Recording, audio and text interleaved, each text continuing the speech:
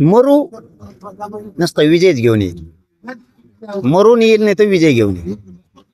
मोकळा माघार येत नाही. गरीबाच्या लेकराला मोठं केल्याशिवाय मी माग हटत नाही. आता जरांगे मुंबईला गेल्याच्या नंतर जरांगे ज्या ग्राउंड मध्ये उपोषणाला बसेल किंवा ज्या ग्राउंड मध्ये आंदोलन करेल त्या ग्राउंड मध्ये आम्ही सुद्धा आंदोलन करायला तयार आहोत. परंतु जरांगेला जर कुठेतरी मराठा आणि ओबीसी मध्ये वादच निर्माण करायचा असेल तर आम्हाला पर्याय नाही. आम्ही सुद्धा दोन हात करायला तयार आहोत. कारण की आता जरांगेला आम्ही जशाच तसं उत्तर देऊ.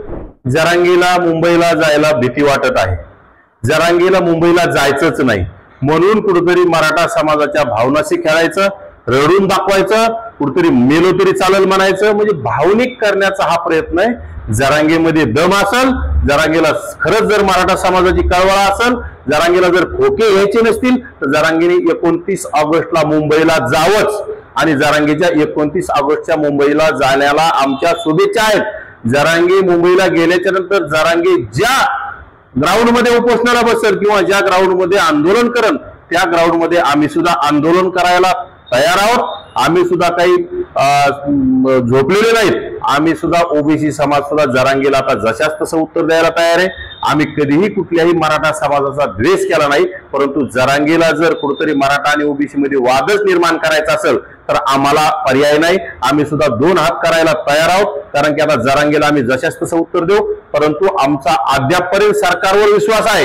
परंतु सरकार जर जरांगेच्या दबावापोटी, सरकार जर जरांगेच्या बोलतापान ऐकून जर ओबीसीवर अन्याय करत असेल तर आम्हाला सुद्धा सरकारची जागा दाखवून द्यावी लागेल. कारण आता लवकरच स्थानिक स्वराज्य संस्थेच्या सुद्धा निवडणुका लागल्यात.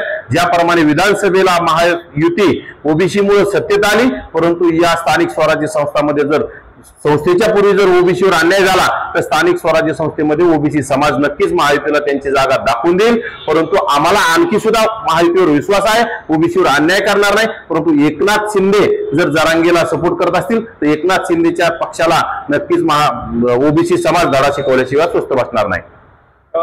त्यांच्या चावडी बैठका सुरू आहे, गावोगावी तयारी चालू आहे, त्या अनुषंगाने तुमच्या काही तयारी सुरू आहे का? आम्हाला चावडी बैठका नौटंकी भावनिक करायची गरज नाही.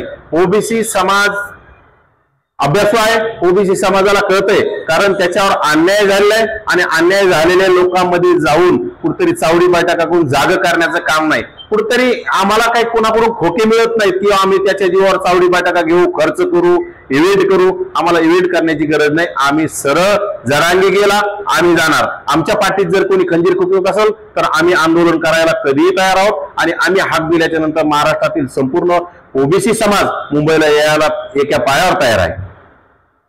सोशल मीडियाच्या भाऊ गर्दीत विश्वासार्हतेने चकाकणारे नाव म्हणजे लेट्सअप मराठी. सगळ्यांना, सगळ्या नागरिकांना ती स्पीच, ती लेट्सअप वरील मुलाखती म्हणजे विचारांचा खजिना. त्यानंतरच्या निवडणुकीमध्ये मला सोडून गेले.